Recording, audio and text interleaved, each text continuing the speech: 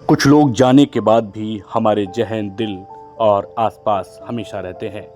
उन्हीं से एक ऐसा नाम जिसके परिवार में आज हम पहुंचे। नाम अरशद अली खां गुड्डू। एक ऐसा नेता जो लोगों के जहन में और रामपुर की मिट्टी में बसता है। जी हाँ, अरशद अली खां गुड्डू जो आज इस दुनिया में नहीं है, लेकिन उनके काम, उनकी यादें, उनके जज्बात, रामपुर को लेकर के उनका विजन आज उनके साहबजादे ने हमारे साथ साझा किया।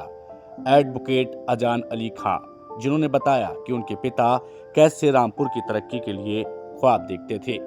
एक ऐसा नाम जिसके इशारे पर पूरा रामपुर उमड़ पड़ता था। उन्होंने बताया कि उनके पिता का विजन क्या था। चुनाव 2027 को लेकर के भी एडवोकेट अजान अली खां अपनी बात रखते हुए नजर आए, लेकिन उससे कहीं ज्यादा उन्होंने बात बताई वो जिसको हम जानने लिए पहुंचे थे।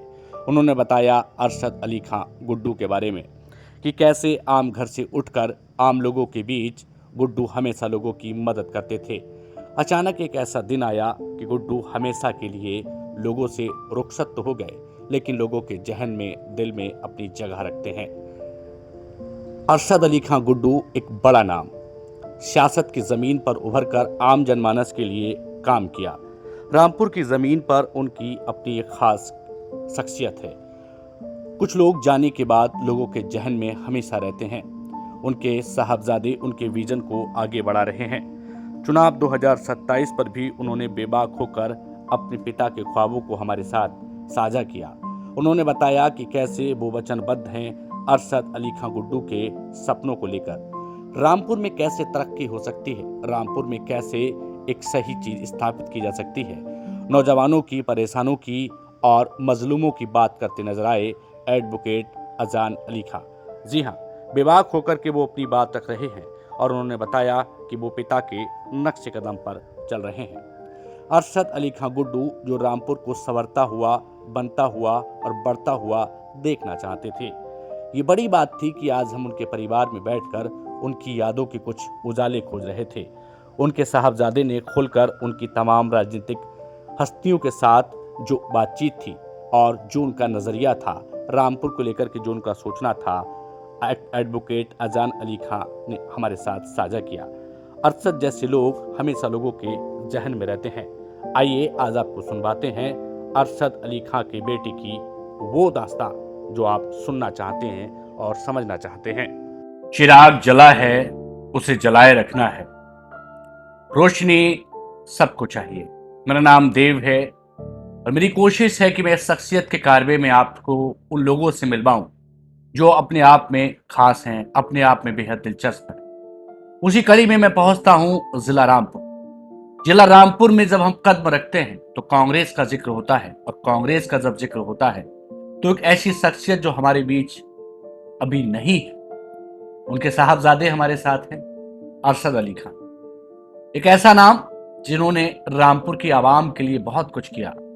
उनके तमाम सपने थे, तमाम ख्वाब थे, और वो अचानक इस दुनिया से चले गए। उनके जाने के बाद जो उनकी ख्वाहिश थी इस रामपुर को लेकर के, वो कैसे रहते थे, क्या उनका विजन था, वो तो आज हमारे साथ नहीं है, लेकिन उनके साहबजादे हैं। उनसे हम जानेंगे कि आखिरकार क्या विजन था, क्या सपना था, और आगे उनके सपनों पर वो खुद कैसे काम कर रहे हैं। बहुत स्वागत, सम्मान। कैसे हैं आप? बस आपकी दुआएं। ठीक है। बस। क्या नाम है आपका? मेरा नाम अजान अली खां है। अजान जी, हम राजनीति की बात करें, आपकी बात करें, उससे पहले बात आपके पिताजी की कर लेते हैं। जी अरशद अली खान को सबसे ज्यादा करीब से आपने देखा। बिल्कुल। और मुझे लगता है कि बहुत सारे लोग उन्हें स्टेजों से देखते थे, मंच पे देखते थे। आप उनके साहबजादे हैं, आपने उनकी उंगली पकड़ कर चलना सीखा, जी उनकी गोद में खेले कूदे बड़े हुए। अचानक वो हमारे बीच से चले गए। क्या मिजाज था, क्या लहजा था, और वो रामपुर को लेकर के क्या सोचते थे? देखिए, ये बात आपने सही कही कि बहुत से नेताओं को लोग जो हैं सिर्फ स्टेज के माध्यम से देखते हैं या किसी पॉलिटिकल रैली या पॉलिटिकल प्रोग्राम के माध्यम से देखते हैं, लेकिन जिस शख्सियत का आपने नाम लिया, अरशद अली खां गुड्डू, उन्हें आप स्टेज के माध्यम से या उस माध्यम से जी नहीं देख सकते बिल्कुल, क्योंकि वो रामपुर की हर फर्द से, हर जो शख्स है रामपुर, चाहे वो कैसा भी, हर आदमी से खुद जाके कनेक्टेड थे। उनके बीच उन्हें दूरियां रखना पसंद नहीं। अच्छा। रात के कोई भी वक्त हो, सुबह के 12 से रात के 2 बजे तक जहां भी काम निपटा के होता था, वो हमेशा बैठक में बैठते और कभी भी कोई भी उनके पास किसी काम से आ सकता। तो इसलिए मैं ये कहूँगा कि दूरी तो उनसे किसी की कायम नहीं थी। और एक हमारे बड़े ही करीबी उनके मित्र थे, उनका नाम था उमेश दुबे, जी। और अभी हैं। उन्होंने एक शेर कहा जी। कि जब रूबरू था अरशद, हम्म। शहर ने दोस्त समझा, हम्म। सब ने जाना तेरी रुखसती के बाद कि मसीहा चला। हर आदमी उन्हें एक दोस्त की हैसियत से पहले देखता था, एक भाई की हैसियत से पहले देखता था, और उसके बाद ही उनके लिए, लोगों के लिए वो अरशद गुड्डू थे, अरशद अली खां थे। पहले एक दोस्त, एक भाई। ये उनकी शख्सियत। क्या ख्वाब थे उनके, क्या सोचते थे वो? आपके साथ कभी बैठना होता हो, कोई बात करते हो, बताते हो?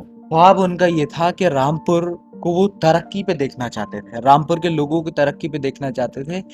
उन्होंने एक कोई किसी से काम कहा शुरुआत में, शुरुआती सालों में, जब वो सियासत में नहीं थे। जी। किसी और का काम, वो काम हो गया। मैं अभी उस शख्सियत का नाम नहीं लेना चाहूंगा, हो सकता है वो भी ये इंटरव्यू देखे। तो उस काम को कराने में उन्होंने लाइत्याली बरती। अच्छा। और वो उस वक्त अध्यक्ष थे कांग्रेस की किसी शाखा के। मैं शाखा का नाम भी आपसे डिस्क्लोज नहीं करूंगा, क्योंकि अब उनसे हमारे काफी करीबी ताल्लुक। तो उन्होंने ये कहा कि अब पब्लिक के कामों में तकलीफ हो रही है, तो इसलिए अब हम खुद नेता बनेंगे और खुद लोगों के काम करेंगे। इसलिए वो सियासत में आए। इसलिए वो सियासत में आए, और आज से नहीं, 16 साल की उम्र से वो सियासत में आए। पहले छात्र शाखा है जिससे मैं जुड़ा हुआ हूँ आज जी। और मुझे वो उदा भी देंगे। और लेकिन उसमें आए वो राष्ट्रीय छात्र संगठन एनओसीआई, इंदिरा गांधी ने उसका गठन किया था। जब वो सियासत में आए 1984-85 में, तो राजीव गांधी राष्ट्रीय अध्यक्ष थे। पहले वो एनओसीआई के जिला अध्यक्ष रहे, फिर शहर अध्यक्ष रहे, अच्छा। फिर यूथ कांग्रेस के जिला अध्यक्ष, शहर अध्यक्ष रहे, जिला अध्यक्ष रहे, फिर प्रदेश महासचिव बने यूथ कांग्रेस के। बहुत पद दिया। फिर उसके बाद शहर अध्यक्ष बने मेन बॉडी के। फिर उसके बाद प्रदेश कांग्रेस कमेटी के चुनिंदा सदस्य होते हैं उत्तर प्रदेश में, उसके मेंबर रहे। फिर कांग्रेस के सचिव बने प्रदेश के, यूपी के। फिर महासचिव बने। फिर ऑल इंडिया कांग्रेस कमेटी, जो CWC को इलेक्ट करती है, जो कांग्रेस के सारे फैसले लेती है और सबसे बड़ी कमेटियों में गिनी जाती है, AICC, ऑल इंडिया कांग्रेस, उसके भी मेंबर। बड़ी बात थी। तो इस शख्सियत तक वो, इस मुकाम तक वो पहुंचे और ये उन्होंने पाया जिंदगी। अच्छा, एक सवाल था जी। वो बहुत कम समय में हमारे बीच से चले गए, और उनका जाना केवल आपके परिवार की क्षति नहीं थी, रामपुर के लोगों का भी एक बहुत बड़ा नुकसान था। चुनाव का जब वक्त आता है तो बहुत सारे नेता नजर आते हैं। आपकी जो वालिदा है जी, वो भी चुनाव लड़ी है यहाँ से। जी, चेयरमैन शायद नगर पालिका का चुनाव लड़ा है। जी, 2 बार चुनाव लड़ा है। जी।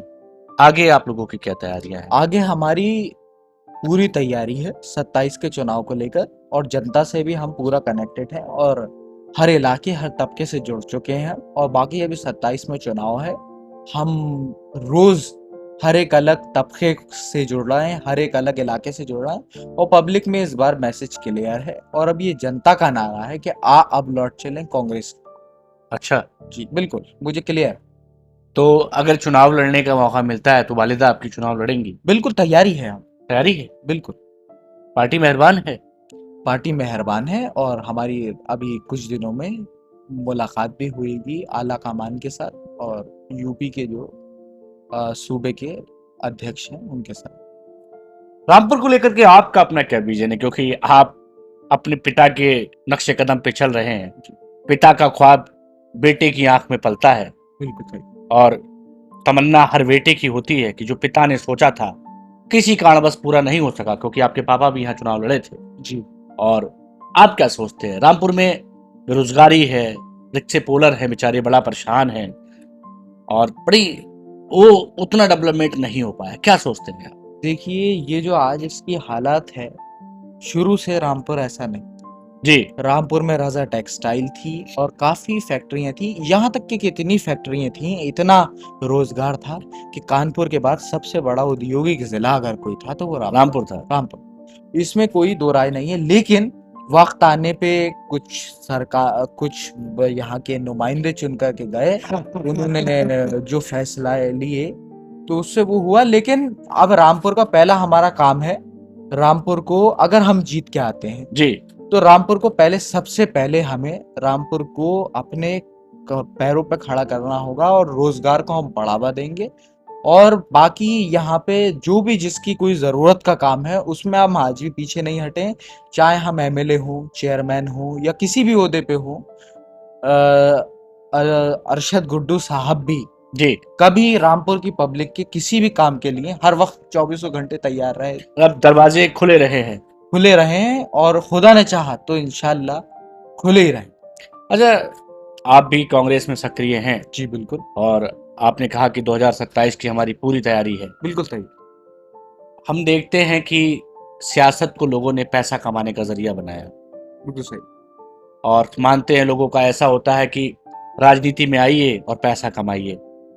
अरशद गुड्डू साहब का क्या विजन था राजनीति को लेकर? मैंने अभी आपको ये बताया कि पब्लिक के काम को लेके वो राजनीति में आए,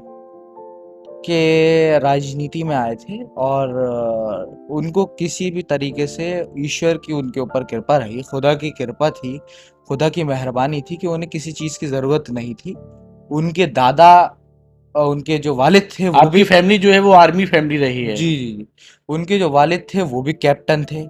उनके दोनों भाई भी उनके वालिद के आर्मी में अच्छी रैंक्स पर आए। उनके वालिद भी मेजर थे, उनके वालिद भी आर्मी में थे।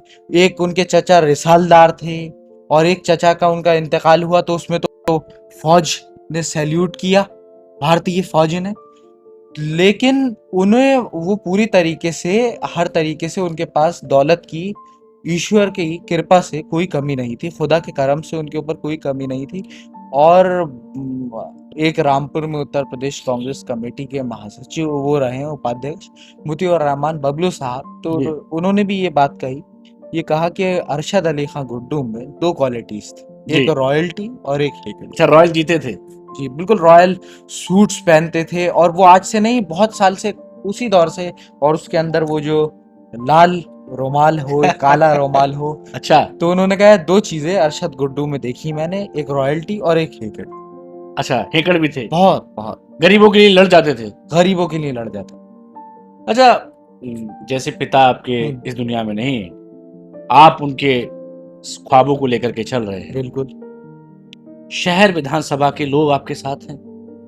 शहर विधानसभा के लोग हमारे साथ हैं और ऐसे साथ हैं कि हर आदमी हमारे दिल से, जी। हमारी आत्मा से जुड़ा। अच्छा। उसमें 1 इंच का भी कोई पर्दा नहीं है, 1 इंच की भी कोई दूरी नहीं है। कभी भी कोई मेरे पास आता है और कभी भी मैं किसी के पास चला जाता हूँ। ये शहर एक शहर नहीं, आपस में सभी लोगों के लिए एक घर है और घर में पूरी तरीके से एकता और प्रेम, मोहब्बत का आशियाना है। मोहब्बत का आशियाना है रामपुर शुरुआत से। अच्छा, जैसे जैसे आप बढ़ रहे हैं, आप 18-19 साल के हैं जी और मुझे लगता है मैं आपके साथ जो बातचीत कर रहा हूँ बड़ी सहूलियत के साथ आप मुझसे बात कर रहे हैं। जी ये मतलब एक होता है कि बड़ा अट्रैक्टिव पर्सनालिटी होती है। आपके पिताजी के कुछ गुण मुझे आपके अंदर नजर आ रहे हैं। जैसा कि मैंने लोगों से जाना कि अरशद गुड्डू भी बड़ी सीधी बात करते थे, साफ बात करते थे। अच्छा, आगे आने वाला जो वक्त है रामपुर का अच्छा होने वाला है? रामपुर का बेझिझक आगे आने वाला वक्त अच्छा होगा और रामपुर के लिए हमें जो भी कोशिश करनी पड़ेगी उसमें हम कभी पीछे नहीं हटेंगे। एक बार विधायक बन जाइए, जी गाड़ी लंबी कर लीजिए, कोठियां ऊंची कर लीजिए, गरीबों को सताइए, पैसा इकट्ठा करिए, विदेशों में प्रॉपर्टी ले लीजिए। ये मेरी मानसिकता नहीं है और ना ये मेरे वालिद की मानसिकता थी उनकी।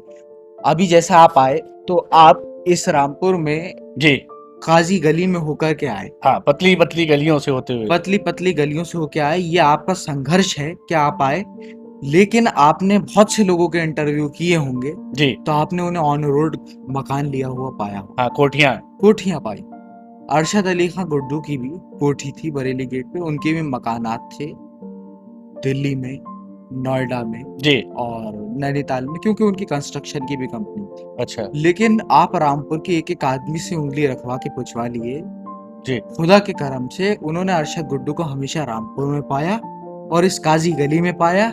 इस काजी गली से उन्होंने गाड़ी आने में परेशानी होती थी तो गाड़ी बीएम्मा मार्केट एक है जी पान के खोखे के पास अंदर गैरेज में लगाने लगे थे। पैदल अंदर आया करते थे, लेकिन ये उनकी खुलूस और मोहब्बत की बात थी कि उन्होंने इस जगह को कभी छोड़ा नहीं, इस जगह को हमेशा दिल से लगा के रखा। और एक आपको मैं और बात बताऊं, जी जी जिस चौक से आप अंदर आए होंगे, जी चौक 4 रास्ते गए, जी। उस चौक का नाम आपको पता है क्या है? क्या? हमने नहीं रखा है और ना किसी ने रखा है। उस चौक का नाम है कैप्टन अजमत अली खान, अच्छा, कप्तान अजमत अली, ये आपके दादा थे? दादा थे। अच्छा, आप नौजवान हैं, जवानी आईने की तरह होती है। जी जब आईने में कोई झांकता है तो खुद को पाता है। जी। आगे कोई चुनाव लड़ने का आपका भी मन है? देखिए, चुनाव लड़ने का मन है और इस तरीके से कि पब्लिक के लिए हम काम करें, और बाकी हम कांग्रेस में हैं और जो पार्टी का जो फैसला होगा उसमें हमें कोई दो राय नहीं है आगे आने वाले समय में मेरा। लेकिन इस चुनाव की, ये जो 27 के चुनाव की मैं बात करूं पहले, जी इसकी पूरी तैयारी है। आला कमान से हमें समर्थन हासिल है जी।